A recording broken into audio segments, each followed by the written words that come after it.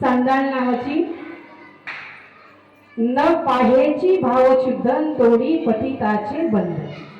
तिथं भाव शुद्ध लागत नाही. तिच्या अंगावर वस्त्र केवढ्याच आहे, आवरण कोणतं धारण करते, काय भक्षण करते, काय खाते, कशी राहते हे माहिती नाही त्याला. फक्त त्याला भाव प्रिय आहे. चांडाळी शिवरात्रीचा दिवस होता. असाच तुमच्या गावच्या सारखं महान शिवालय होतं आणि त्या शिवालयामध्ये पण निरोगी होती. बघा, तारुण्य अवस्थामध्ये आपण काय करतो ते आपण ठरवून घ्या अगोदर. आणि एकदा का वर्तपण आलं ना, इंद्रिय आपल्या स्वाधीन नाही गेले की काही सांगता येत नाही. ती वेश्या होती चांडाळी.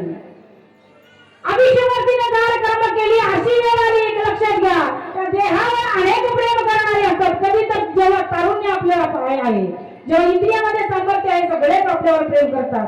सगळं प्रेम केलं, पण एक दिवस अशी वेळ आली तिला, ज्या वयामध्ये तिने रुद्राक्ष माळा धारण न करता नको ते धारण केलं, ज्या वयामध्ये देवासाठी तिने समर्पण न करता नको ते दुसऱ्यांना समर्पण केलं, पण तिला वेळ अशी आली की ती पश्चाताप झाला जीवाला. आणि पश्चाताप सुद्धा सुखाची प्राप्ती करून देते. मरता क्षणी का होईना पश्चाताप माणसाला येऊ, मरता का होईना पश्चाताप झाला. घरातले लोक ढकलून दिले, तिच्यावर प्रेम करते तेही सुद्धा बाजूला गेले. मनाला पश्चाताप करून लागली, देवा मी काय आयुष्यभर खाल्लं, काय नटलं मी लोकांसाठी, नको ते धारण केलं, नको ते केसाला धारण केलं, नको ते गळ्यात धारण केलं परपुरुषासाठी. आता मला मिळाले, माझे इंद्रिय माझ्या स्वाधीन नाही गेले, माझे इंद्रिय बदलून गेले. आता माझ्यावर प्रेम करणारा कोणीच उरला नाही. त्याच्या चरणी गेली मंदिरामध्ये. बघा, देवाला जागा तीच आहे माणसाला. कोणीच थारा देत नाही. माहिती घरातले माणसं जर घरातल्या लोकांना, घरच्या लोकांना सांभाळत नसतील तर बाहेरचे लोक कसे सांभाळतील. विचार केले, शिवालयामध्ये गेले. असं महाशिवरात्रीचा दिवस होता. पहाटेच्या 12 पासून लोक सगळे शिवगण मंदिरामध्ये यायचे आणि एक असा खोडकर ग्रस्त होता.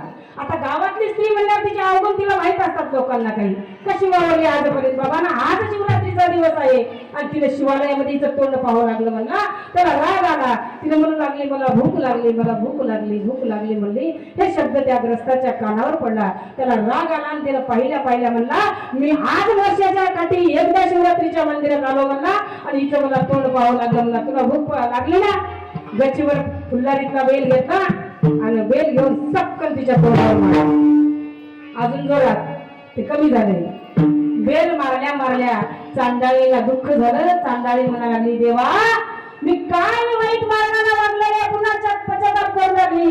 ही वेळ माझ्यावर आली ना, सगळं बेलपित्र अंगावर पडलेलं सावडून घेतलं आणि गच्चीवर बेलपित्र देण्यात काय केली, भगवान शंकरावर फेकून असं चांडाळीने बिला टाकीले